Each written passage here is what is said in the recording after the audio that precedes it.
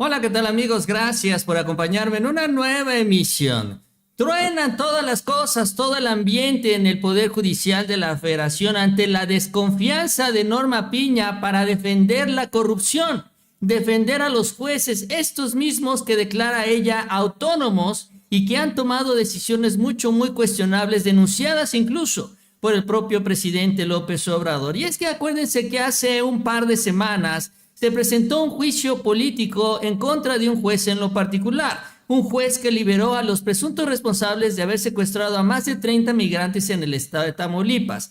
Ante la situación que se vive y la presión ciudadana en contra de estos jueces, este juez decide recurrir a la propia mafia del Poder Judicial y aplica la misma dosis que aplicó Xóchitl Gálvez, en donde le prohíbe al presidente hablar de él en la conferencia mañanera, y si lo llega a mencionar, le exige o le obligan a que se le dé un derecho de réplica. De esto vamos a platicar el día de hoy, porque con esto sale a relucir algo que también se ha denunciado desde Palacio Nacional: la mafia entre los jueces y los abogados. Hoy Luis María Aguilar salió a criticar pues lo que está sucediendo, no a las propuestas del presidente y sobre todo a las declaraciones de Arturo Saldívar. ¿Y por qué en contra de Arturo Saldívar? Porque dentro de las reformas que se proponen, a quien se propone encabece la nueva institución que estará vigilando a los jueces es el propio Arturo Saldívar. De esto vamos a hablar, cómo está toda esta situación.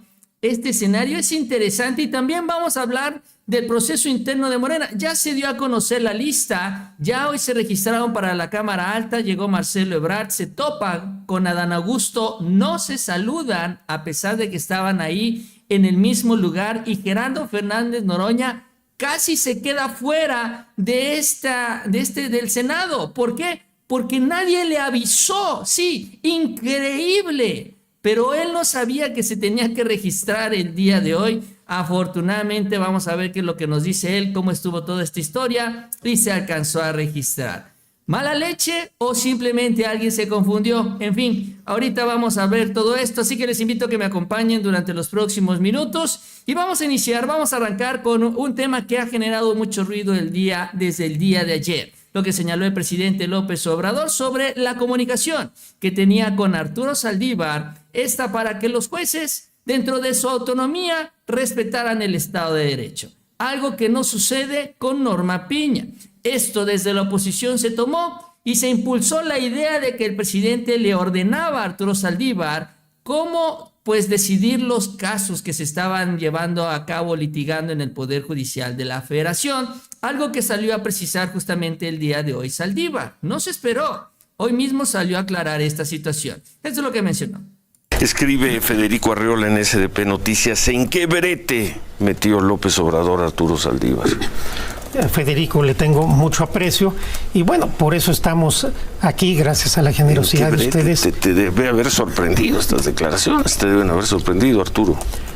Pues mira, la verdad es que uno ya tiene que estar acostumbrado a que así suceden cosas, y simplemente cuando uno tiene la conciencia tranquila, salir, aclarar. Y quiero decir muy enfáticamente, yo no estoy en ningún modo descalificando lo que dijo el presidente. Simplemente estoy diciendo que quizás la manera como lo expresó, por no ser experto en la materia y por la información que él tenía, le expresó de esta forma, pero realmente no está diciendo nada distinto. Creo que se refiere a esto, a que había diálogo, a que se atendían las quejas y que había cero tolerancia a la corrupción.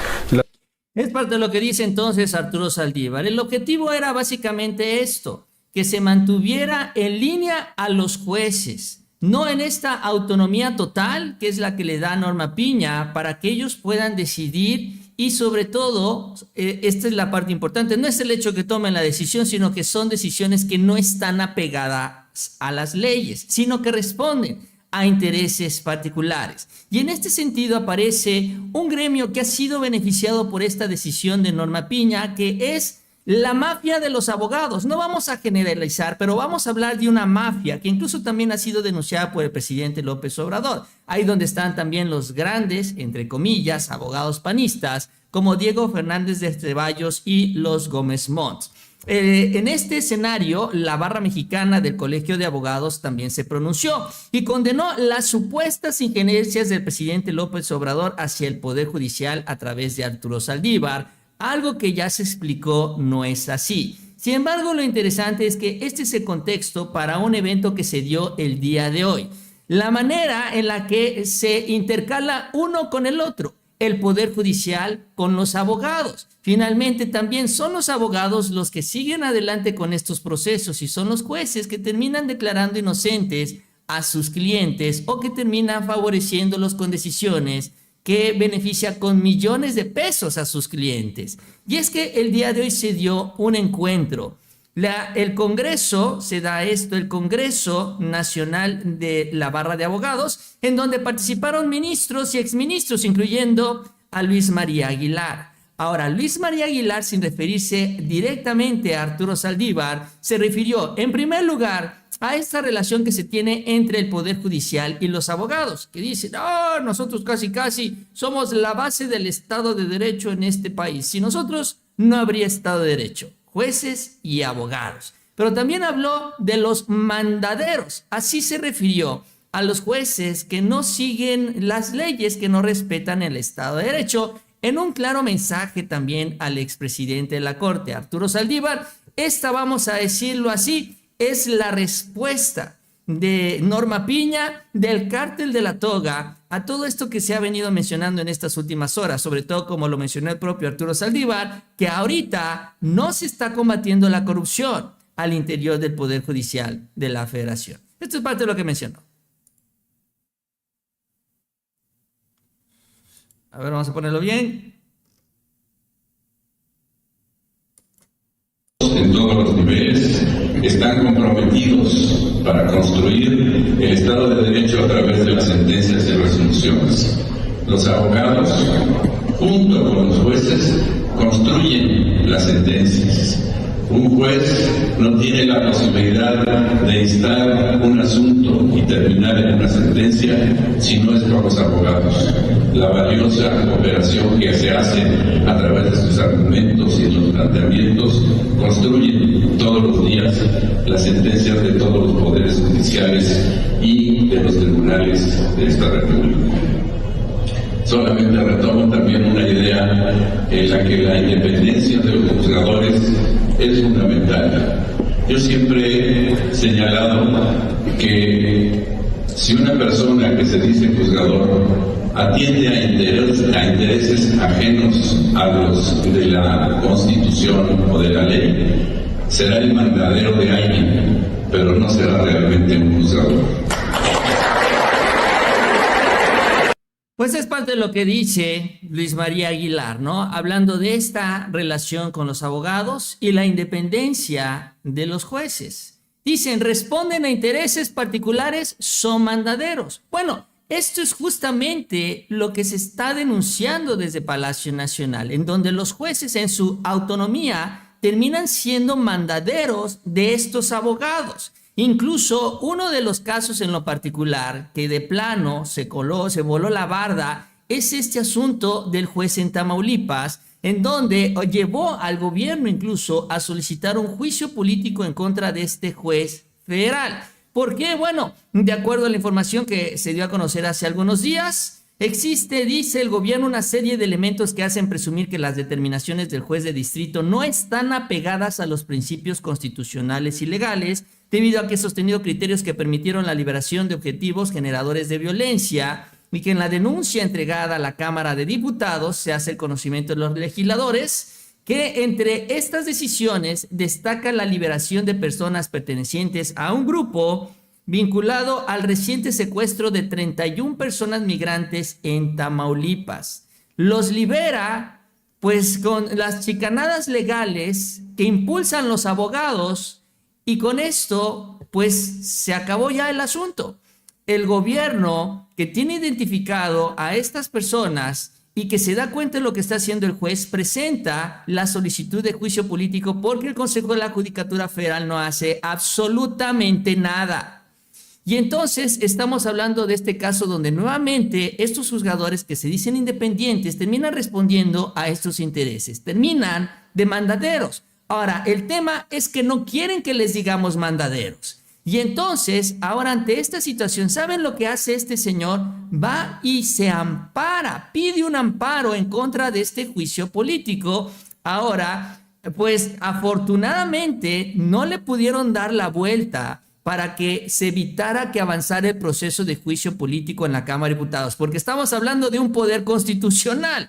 Digo, ahí ya tendría que ser la Corte que tomara una decisión, pero un juez en primera instancia no lo puede hacer. Sin embargo, lo que sí le permite a este señor es que no llegue la presión pública al Poder Judicial, y lo que permite un juez que pues recibe la solicitud de este juez, o sea, entre los mismos jueces se ayudan, es que prohíbe al presidente López Obrador hablar de este señor, este mismo que fue denunciado ante la Cámara de Diputados por andar liberando delincuentes.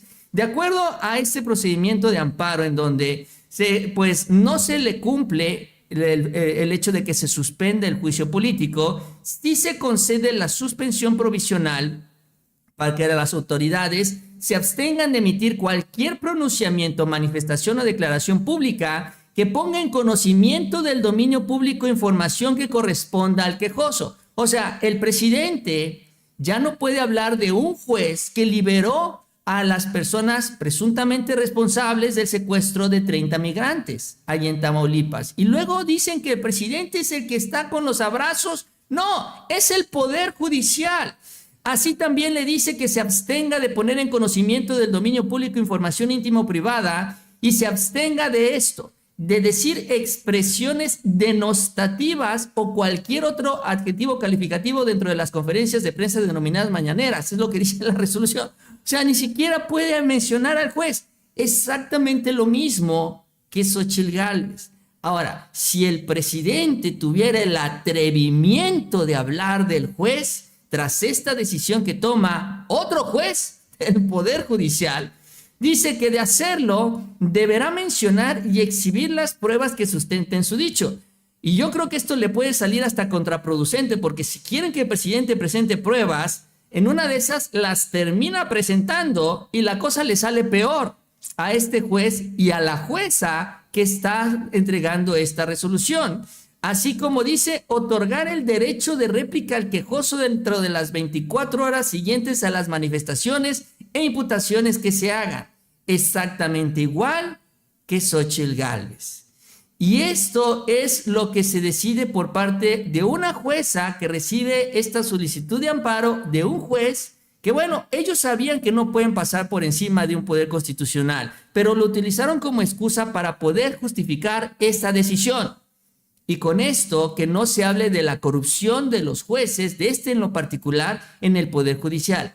Es el primero, pero cada semana, bueno, cada mes, es a finales de cada mes, sacan también un resumen de quién es quién entre los jueces, lo sabemos, de los jueces que liberan a delincuentes, y no lo duden, que estaremos viendo más amparos de estos jueces que estarían impidiendo al gobierno federal darnos a conocer cómo actúan y cómo están de corrompidos en el Poder Judicial. Ahora lo interesante es lo siguiente, de por sí no solo es esto, sino también está la mafia de los abogados, porque no crean que este juez, que obviamente conoce el sistema legal de nuestro país, él trabaja, es un juez, ¿no?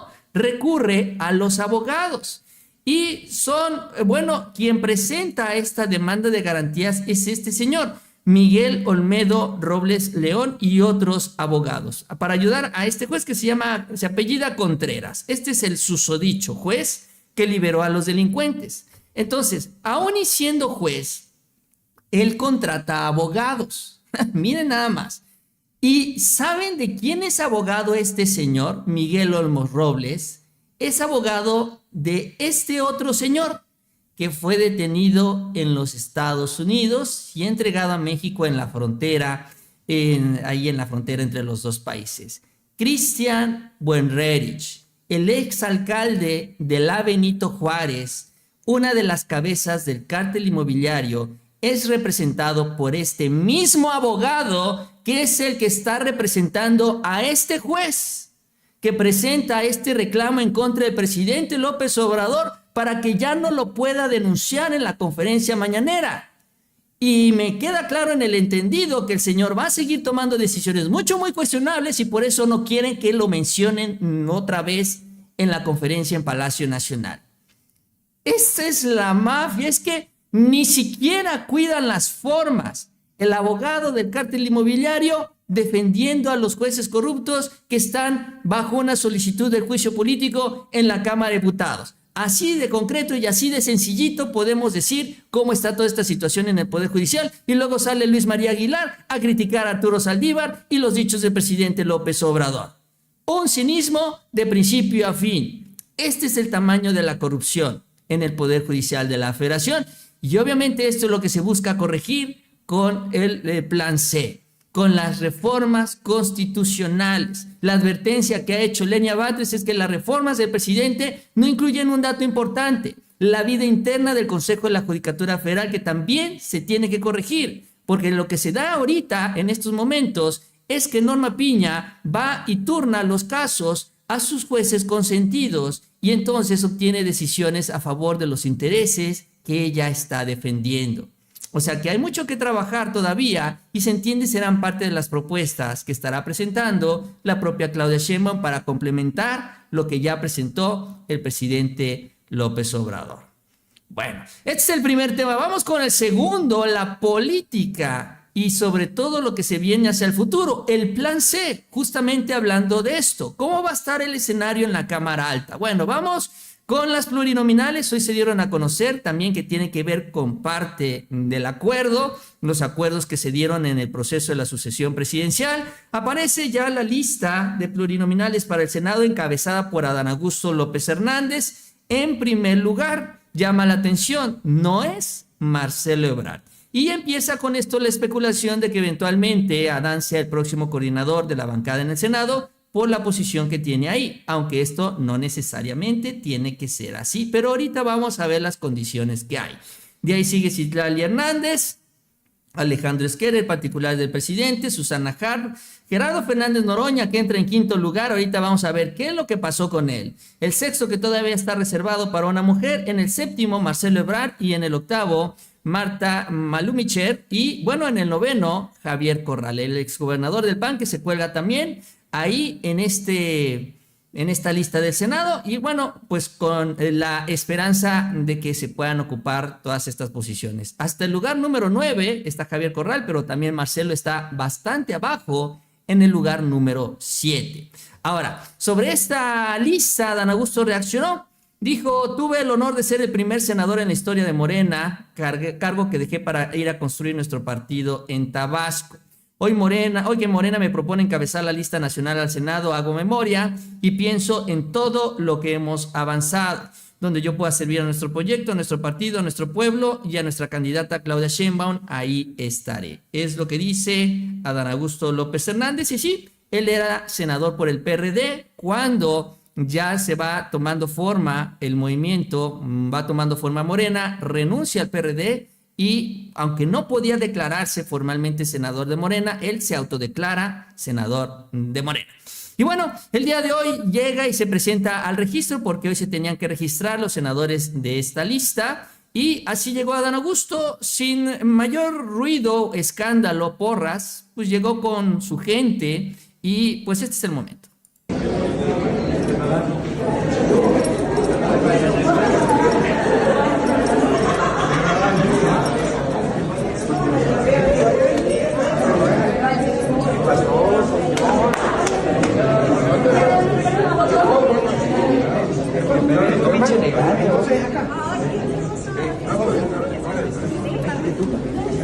Y ahí le dicen: váyase para acá, porque por allá está la mesa para entregar los documentos, para firmar, para registrarse y cumplir con todo el procedimiento. Y atrás de Adán Augusto llega Marcelo Ebrard. Obviamente no se pusieron de acuerdo, fue una coincidencia en los tiempos. Sin embargo, a diferencia de Adán Augusto, Marcelo Ebrard sí llevó su porra, llevó gente que le estuvo aplaudiendo, que estuvo echándole también porras a él, su esposa que la estaba acompañando. Incluso se le cuestionó también al propio Marcelo sobre este lugar que tiene en la lista, el lugar número 7, sobre si esto es un mensaje político que significa que va a quedar fuera de la coordinación. Y bueno, esto es parte de lo que mencionó.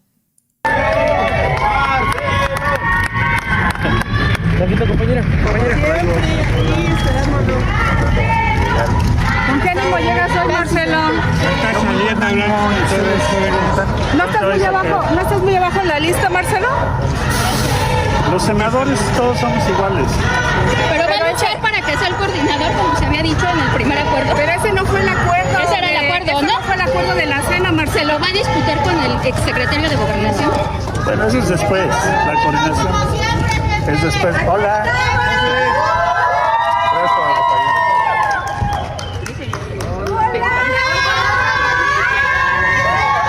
Y ahí está la porra de Marcelo. O sea, Marcelo sí organizó una porrita, llevó un poco de gente para que le hiciera escándalo, ruido. Aquí estamos, Marcelo, Marcelo, Marcelo. Y finalmente entra al registro. El tema es que, como les decía yo, se topa con Adán Augusto López Hernández, que pues prácticamente llega nada más con su gente. Y entonces ahí se da un momento, pues diría yo, incómodo políticamente. Esa es la manera de describirlo por lo que se ve, en donde Adán Augusto se da cuenta de la llegada de Marcelo y no se saluda. Se hace él a un lado, Marcelo entra con toda su porra y uno pasa al lado del otro sin decirse absolutamente nada. Don Adán, ¿qué opina de que quedó en el primer lugar en la lista? Don Adán.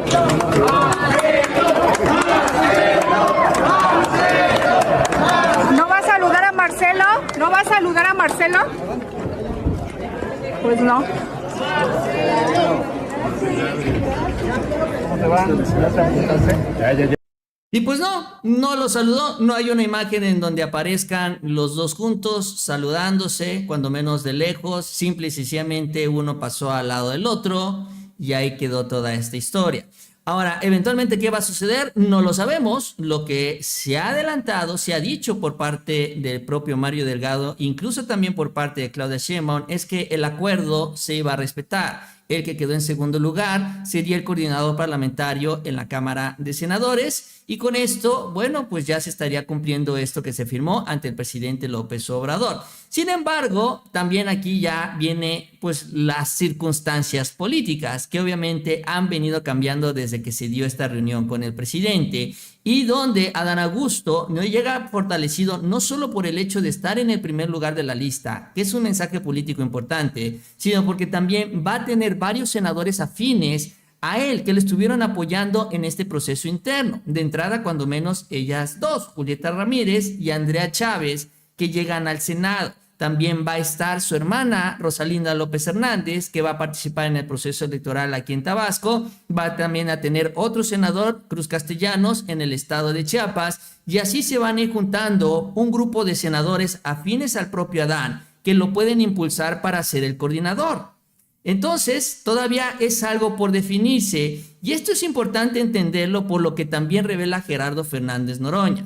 Noroña mencionó que hace un par de días habló con Claudia Sheinbaum y bueno, ya él tenía información de cómo se venía esta lista, pero sobre todo también que con esta información, con esta lista, con su presencia y aparición también en lo particular de él en el Senado de la República, pues ya no se cumple el acuerdo.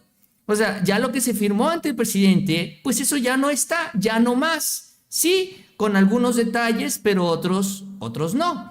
Entonces, dicen, pues ya el acuerdo del presidente se va a seguir en algunas partes sí, en algunas partes no. Pero también lo que revela Gerardo Fernández Noroña es una anécdota que hay que tomarla también con, diría yo, cierta seriedad, aunque la trata de minimizar. Resulta que, como estamos viendo, el día de hoy se dio el registro. Llegó Javier Corral, por ejemplo, también se registró. Llegó también a Alejandro Murat, también se registró. Parece que le va a tocar algo. Vamos a ver. Sin embargo, también a él, a Gerardo Fernández Noroña, nadie le avisó. O sea, el día de hoy, que era el registro para los que están en esta lista, para los que tienen que aparecer ahí ya para poder, pues, participar, nadie le avisó a Gerardo Fernández Noroña que hoy se tenía que registrar.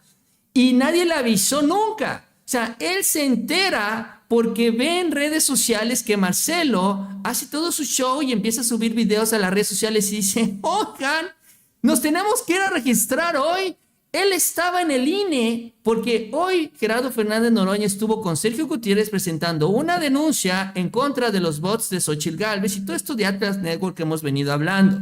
Y ahí se enteró que tenía que irse al INE a Morena a registrar. Le habla a su gente, le dice, oigan, ¿tienen los papeles? Sí, nos vemos allá.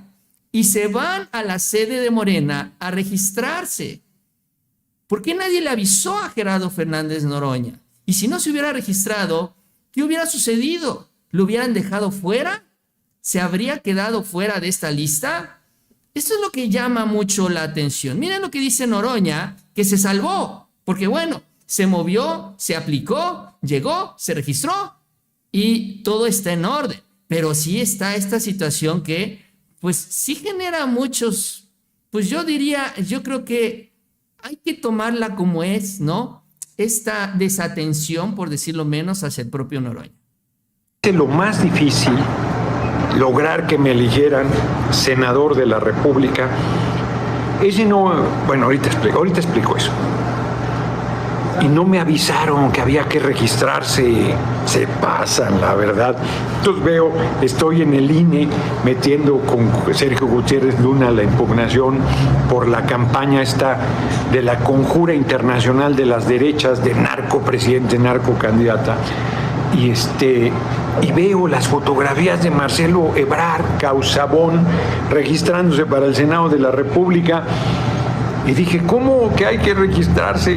No, bueno. Entonces, afortunadamente, Gloria Cabrera, muchas gracias. Mónica es súper organizada y tenía todos mis documentos ahí, todos son todos. Llegamos casi al mismo tiempo, 4:15, 4:10, aquí al Courier by Mario. ¡Ay, ojeras! Y ya me registré. Marcelo entró con toda la gente, ¿no? Su mujer, todo el mundo bien. Yo, pues, apenas me avisaron con mi equipo duro, mi compañera de vida, Emma, Aura, Tamara, Carlos se quedó en la camioneta y no dejan entrar a Emma. Y luego le dice Aura, pues en la mañana sí entró Marcelo con su compañera, con su mujer, y aquella se mete hecha una furia. Detalles, pero que no importan porque ya está el registro. Yo sabía hace 2 días que el acuerdo anunciado por el compañero presidente de cómo había quedado cada quien, que le correspondía, que no se iba a dar, que iba al Senado de la República, y yo pues no dije nada, dije, ya que den a conocer cómo quedó la lista al final, pues ya es público, ¿verdad? Ayer platiqué largo con Claudia Sheinbaum Pardo y yo le dije, yo conmigo no tienes problema. Lo que sí les digo, una vez pasada la elección y una vez que tome protesta, el 1 de septiembre entramos, primer viernes, sábado y domingo de esa semana, me voy a recorrer los primeros municipios. Y así los 6 años, con todo, para que no haya duda, para organizar abajo. Pues es lo que adelanta el propio Gerardo Fernández Noroña. Entonces así la anécdota, la historia del registro del día de hoy, de este 6º lugar en la lista, 5º lugar en la lista de plurinominales, es donde aparece Gerardo Fernández Noroña. En donde, bueno, finalmente y afortunadamente tenía todos sus documentos listos. Bueno, ya él había hecho los registros ahí para el proceso interno de la 4T. Yo creo que ya más o menos sabían qué es lo que se necesitaba tener y ahí estaba el archivo. Entonces se alcanzó a registrar, no hubo problema por eso y lo importante son 2 cosas. Uno, que revela que, pues sí, el acuerdo al pie de la letra que se firmó con el presidente, ya no más, algunas cosas se van a cumplir, otras no. Eso nos puede llevar a ver una decisión distinta en la coordinación en el Senado. Y en segundo lugar, que también es una realidad política, que eso lo mencionamos incluso en 2018.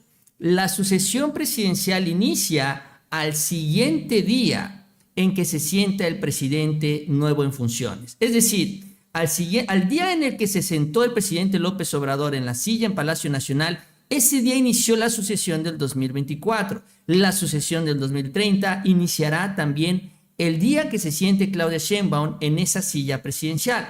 Así es la política. Para bien o para mal, adelantado los tiempos, a algunos tal vez les guste, a otros no, pero también pues Noroña lo tiene claro. Claudia Sheinbaum así trabajó mucho tiempo también durante todos estos años para posicionarse a nivel nacional, y esta experiencia la va a retomar el propio Gerardo Fernández Noroña, y por eso anuncia que va a recorrer todos los municipios del país, así como lo hizo el presidente López Obrador, desde la primera semana del próximo gobierno. Entonces, pues no lo duden que otros tantos más estarán haciendo lo mismo, así que veremos a varios de estos protagonistas políticos trabajando para la sucesión del 2030. Así que, bueno, así está el escenario, poco a poco dibujándose, importante porque al final de cuentas ellos serán los protagonistas de las discusiones y las votaciones del Plan C. Entre otras cosas, incluyendo la reforma al Poder Judicial, para que ya no sigamos viendo estas historias de terror como estábamos platicando hace unos minutos en este video. Pero bueno, así las cosas, yo con esto termino. Gracias. EdCM dice: hola Mau, puedes enviar un saludo a mis padres Margarita y Fidel. Saludos a Margarita y Fidel. Nunca se pierden ninguno de tus videos, ni yo tampoco. Saludos, eres el mejor. Gracias, Ed. Saludos a toda la familia. Y gracias también, por acá hay otro, Electrocone, gracias también Electrocone, no sé por qué no apareció por acá, pero también gracias por tu generoso superchat, y gracias nuevamente por acompañarme en esta emisión. Si les gustó el video, les invito a que se suscriban, les agradezco mucho esas manitas para arriba, y nos vemos a la próxima con mucha más información.